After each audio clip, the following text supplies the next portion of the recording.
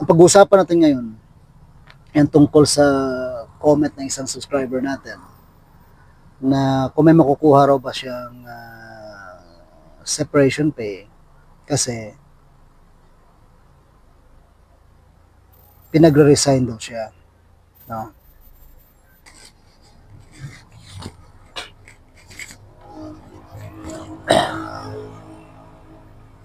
Pinagre-resign daw siya at ang resignation daw niya ay formality lang.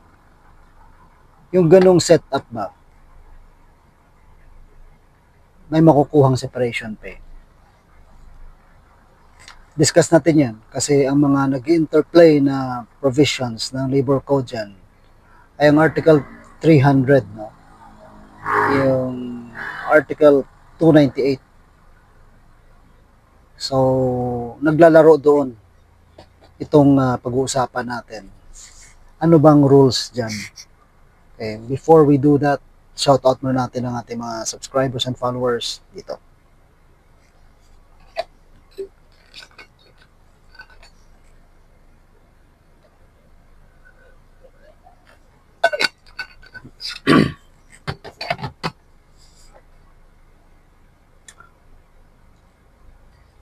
So, ang goal dito is makakuha siya ng separation pay.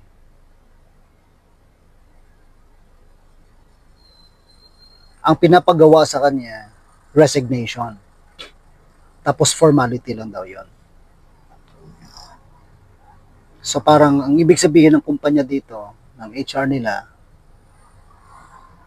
pag nag-submit ka ng resignation letter, formality na resignation lang yon, pero makakukuha ka ng separation pay.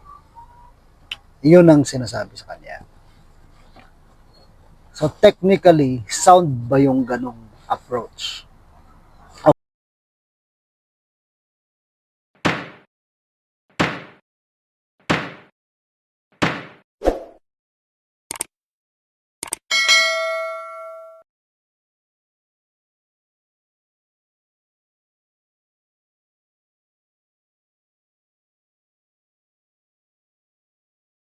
Okay. Sa separation pay muna. Nakukuha mo ang separation pay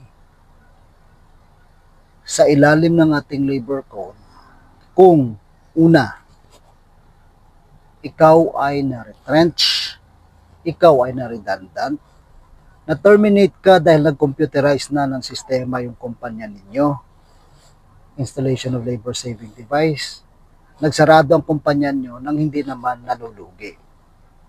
Iyon ang nasa Article 298. May isa pa na paraan para makakuha ng separation pay. Sa Article 299, ito yung terminate dahil may incurable disease, which is not the fact of the case dito sa ating comment na nakita. No? And there's another separation pay.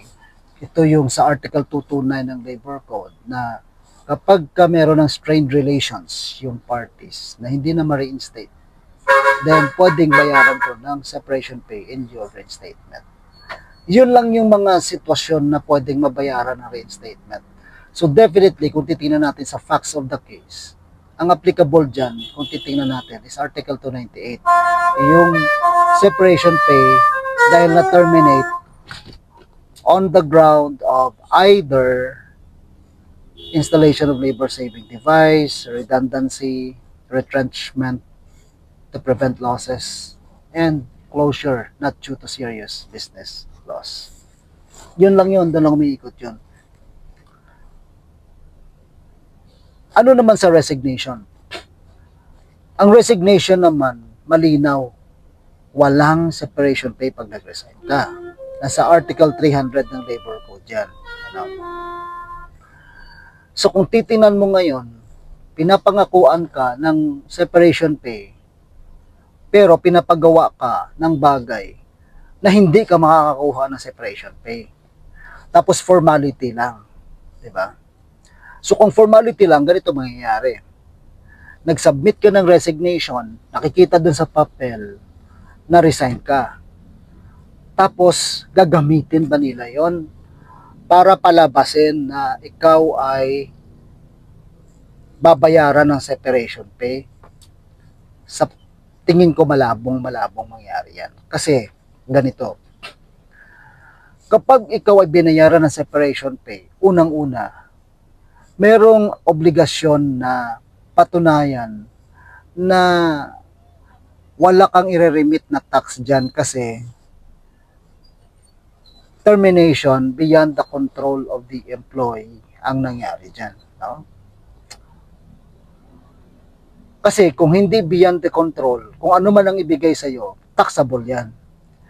So in short, kung si company, binayaran ka ng separation pay, pero ang papel mo resign, bayad si kumpanya dyan ng tax.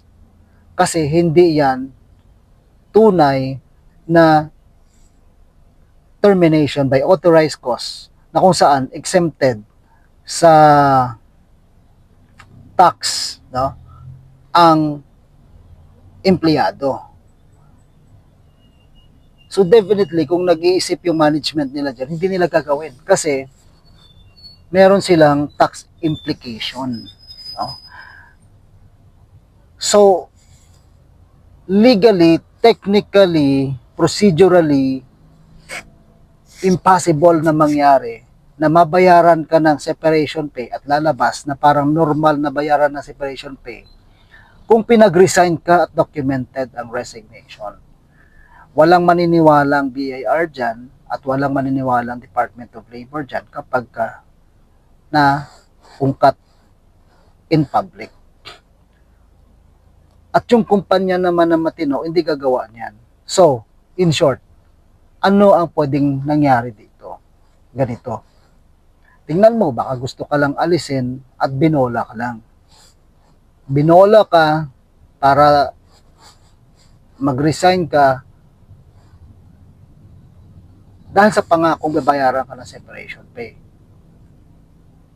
Ang delikado lang dyan, kung pagkatapos mo mag-submit ng resignation, hindi ka na mabayaran ng separation pay kasi walang legal basis ang company to pay separation pay dahil resigned. Dahil sa Article 300 ng Labor Code, wala namang separation pay ang nag-resign na empleyado. So, kung may management members man na mag-approve niyan, lalabas dyan na ultra vires na nagbayad ng separation pay kasi wala namang legal basis. Okay? Malalagay din sa peligro ang kung sino mang mag-approve niyan sa loob ng kumpanya. So, yung mga ganon in my experience, pabobola lang ng HR.